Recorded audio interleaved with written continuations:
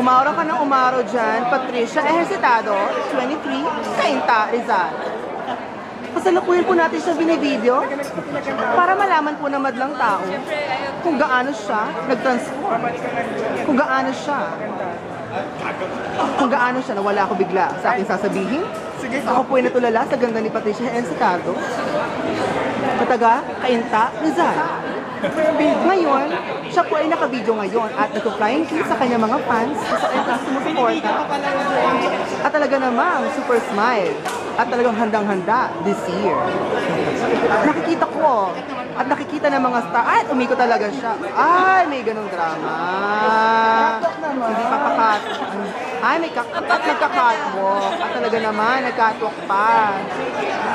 Ito talaga si Patricia Ejercitado na taga Cainta, Rizal. Ulit-ulit naman ako Cainta, Rizal. At ito, nag-flying kiss ulit.